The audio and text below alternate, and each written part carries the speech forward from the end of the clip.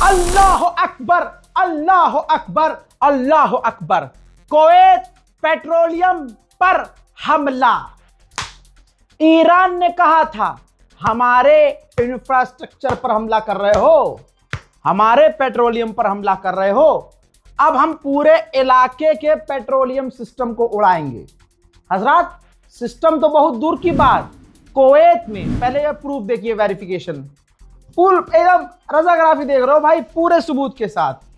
वो भी सबसे पहले कुवैत न्यूज एजेंसी ने कंफर्म किया है, कुवैत पेट्रोलियम कॉरपोरेशन KPC की कॉम्प्लेक्स जो बिल्डिंग है, जो काफी बड़ी इमारत है, जो उसका बैक एंड है, कुवैत पेट्रोलियम का जो ऑफिस है, हेड ऑफिस समझ लीजिए, वो हिट हुआ है। और रोज कुवैत, रोज गल्फ देश क्या कह रहे हैं, हमने मिसाइल रोकी, हमने ड्रोन रोक लिए, गुप गुप गुप, देखिए बिल्डिंग।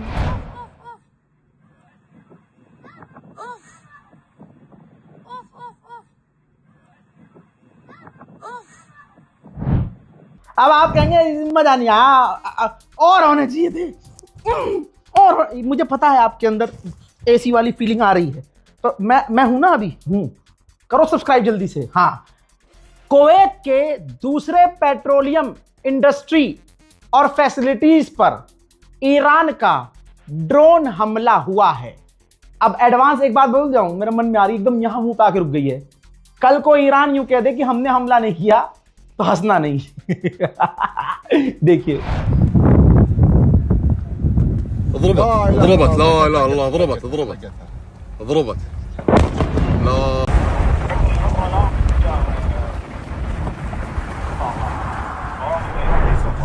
मेरे दोस्तों, अब आते हैं ईरान की तरफ। ईरान में जिस जगह वो पायलट गिरा था, अभी भी ढूंढाई चल रही है।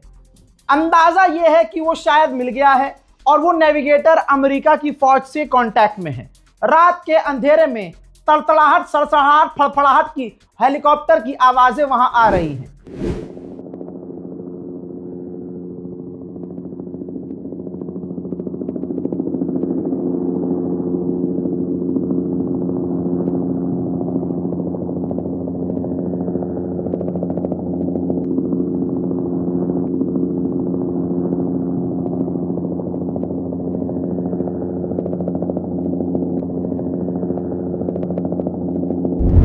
अमेरिका की खतरनाक पॉलिसी जान लो। अमेरिका नहीं चाहता कि वो अमेरिकी नेविगेटर ईरान के हत्थे लग जाए, तो उस इलाके में अमेरिका खतरनाक बमबारी कर रहा है, अंधाधुंध बमबारी कर रहा है कि साला जहां हो मर जाए, ईरान के हत्थे न चढ़े। इस पर ईरान ने आधिकारिक बयान दिया है। ईरान ने कहा है कि जानबूझकर अमेरिका वहां पर बमबारी कर रहा है ताकि वो अपने सैनिक को खुद ही मार दे, ताकि हमारे हत्थे ही ना लगे। आपने ये दुनिया में पहली बार देखा होगा, रशिया देख लीजिए, यूक्रेन देख लो, अल्लाह वल्लाह आप शाहिद हैं कि यूक्रेन में लोगों को जबरदस्ती किडनैप करके फौज में भर्ती किया जा रहा है। 4 साल से मैं ये अपडेट दे रहा हूं आपको। यूक्रेन रूस का अपडेट मैं आपको देता हूं, और इसमें स्पेशली मैं आपको दिखाता हूं कि यूक्रेन की फौज जबरदस्ती यूक्रेनियों को किडनैप करके सेना में भर्ती कर रही है। रशिया, भारत, बांग्लादेश, नेपाल, उधर जहां अफ्रीका के लोग हैं, वो कोई भी वहां आकर पढ़ाई कर रहे हैं, उनको जबरदस्ती सेना में भेज रहा है। ये हो रहा है। अल्लाह की कसम, ये ईरान पहला ऐसा मुल्क है, और ये ईरानी ऐसे लोग हैं जो सरकार कह रही है हमें जरूरत नहीं है, अच्छे खासी फौजी हैं, लोग कह रहे हैं नहीं, हमारे मुल्क पे बात आई। ऐसे कैसे? जिस जगह अमेरिका का वो नेविगेटर गिरा है, ईरान की आवाम अपनी पर्सनल गाड़ियां लेकर उस इलाके में जा रही हैं। अमेरिका वहां बमबारी कर रहा है, मिसाइलें गिरा रहा है, तड़ातड़ बमबारी कर रहा है। बेखौफ ईरान की शेर आवाम उसी इलाके में जा रही है कि हम तो ढूंढेंगे। देखिए,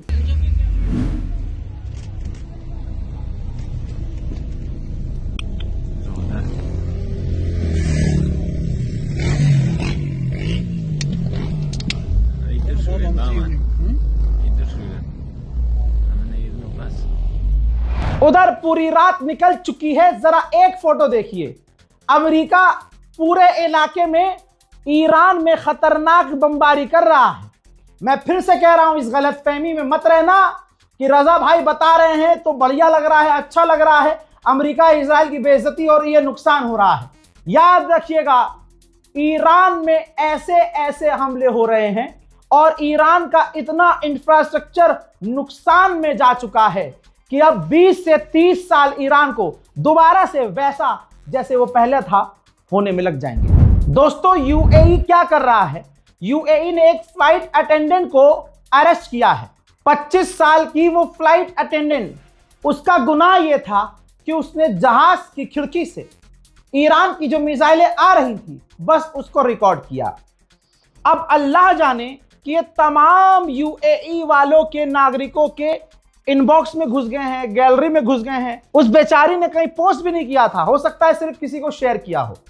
तो यूएई वालों, दुबई में रहने वालों, आपका इनबॉक्स भी सेफ नहीं है, किसी को कुछ बताने की जरूरत नहीं है।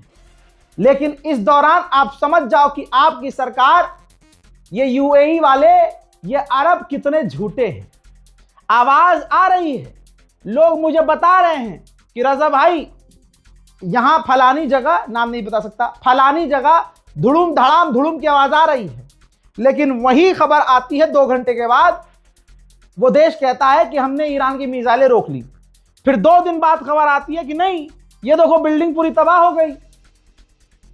ये अरब देश है, जिल्लत की जिंदगी जी रहे हैं साले। उधर इजिप्ट पे तो हमला भी नहीं कर रहा ईरान, लेकिन हालत ईरान की जरबत से ऐसी हुई है कि इजिप्ट ने बिजली के दाम बढ़ा दिए। मिडिल ईस्ट में अमेरिका के हथियार इतने खत्म हो चुके हैं कि यूरोप से अमेरिका भीख मांगकर हथियारों को मिडिल ईस्ट में तैनात करवा रहा है। अब सोचिए, जो इनकी तैयारी अमेरिका की पहले से थी, जब ओवर कॉन्फिडेंस में था, जब इसने ओवर कॉन्फिडेंस में आकर ईरान पर हमला किया, तो तैयारी तो पूरे 1 महीने से चल रही थी ना। तो जब टॉप हथियार ईरान ने नहीं छोड़े, तो अब जो भीख मांग कर हथियार लेके आ रहा है ईरान के खिलाफ मिडिल ईस्ट में तैनात करने के लिए, आपको क्या लगता है ईरान उसे छोड़ देगा? कोप कोप कर देगा। पूरी दुनिया में तेल के दाम बढ़ गए हैं। स्क्रीन रिकॉर्डिंग, आर्मीनिया की एम्बेसी ने, जो ईरान की है, वहां पर आर्मीनिया में, उसने क्या पोस्ट किया है? एक व्यक्ति जो है वो पेट्रोल बस परफ्यूम की तरह लगा रहा है कि उसके अंदर से पेट्रोल डीजल की बू आए।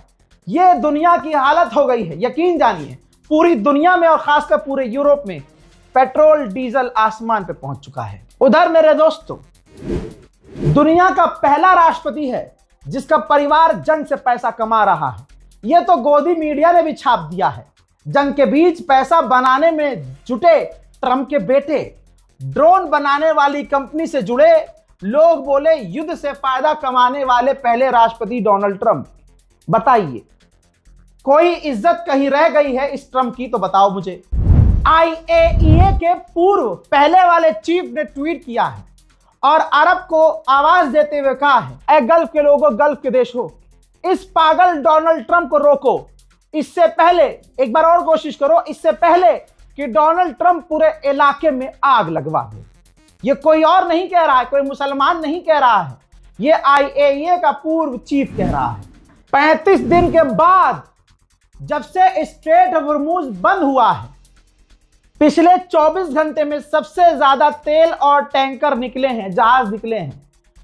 ना ना ना, ज्यादा उछलने, अंधभक्त नीचे बैठ, गोबर खा के चुपचाप सुनता रहे। तेरा बाप है ईरान। सुन, ईरान की परमिशन से वो जहाज निकले हैं। ज्यादा खुश हो रहा है मोदी जी का कागज। एक बार फिर से डोनाल्ड ट्रंप के अड़ोसी पड़ोसी गलत सलाह दे रहे हैं और इसका नुकसान इंशाल्लाह ट्रंप को होगा।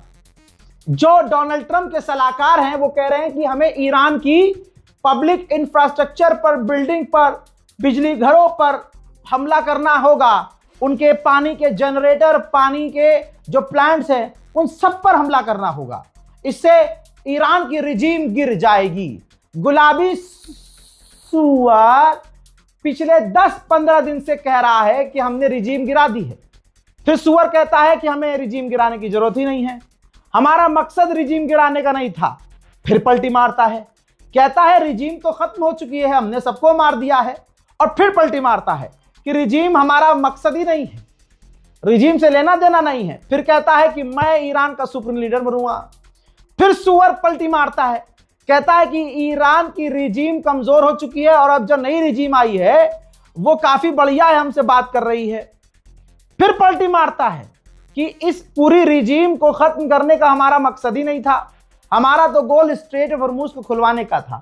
फिर सुअर पलटी मारता है, कहता है स्ट्रेट ऑफ हॉर्मज़ खुलवाने का हमारा मकसद नहीं था, हमारा मकसद तो सिर्फ इतना है कि ईरान परमाणु ना बना सके। फिर उसके बाद सुअर पलटी मारता है।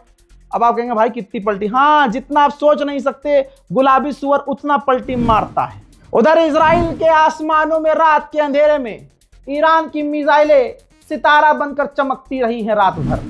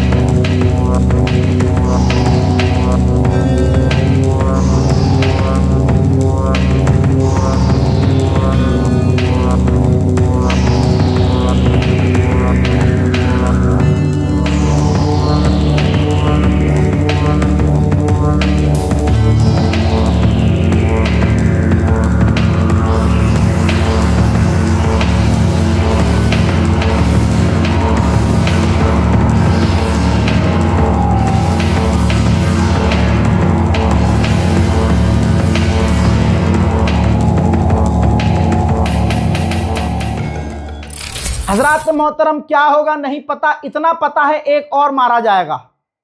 वो कौन मारा जाएगा? जिसका नाम है मोहम्मद रजा। भैया 35 दिन हो गए हैं, 35 दिन से ऊपर हो चुके हैं, रिपोर्ट सही आई नहीं है, पता नहीं उसमें क्या क्या कमी है। हंसता रहता हूं मैं, खुश रहता हूं यार, लेकिन आपकी दुआएं मिल रही हैं, आप दुआएं देते हैं, कमेंट में पढ़ता हूं, अच्छा लगता है तो आपके सामने खड़े हो जाते हैं। वरना जिस्म का कोई ऐसा पुर्जा नहीं है जहां के पेच ढीले ना हो गए हों। एक टांग पे खड़ा हो रहा हूं तो वहां दर्द हो रहा है, दूसरी टांग पे खड़ा हो रहा हूं तो उसमें भी दर्द हो रहा है, दोनों टांग पे खड़ा हूं तो दोनों पैरों में दर्द हो रहा है, बैठ रहा हूं तो थोड़ों में दर्द हो रहा है, गर्दन हिला रहा हूं तो गर्दन में दर्द हो रहा है, आंखें बंद कर रहा हूं तो आंखों में जलन हो रही है, बोल रहा हूं तो हलक में तकलीफ हो रही है, चुप रह रहा हूं तो बेचैनी हो रही है कि अब क्या हो गया है, जनता को बता दो। तो भाई साहब, मेरा कुछ नहीं हो सकता, बस एक लिस्ट में ऐड कर लो, शहीद मोहम्मद रजा होने वाला हूं भाई। इस रिपोर्ट को शेयर कीजिएगा, कमेंट में अपनी राय लिखिएगा, दुआ में मुझे याद रखिएगा। वस्सलाम।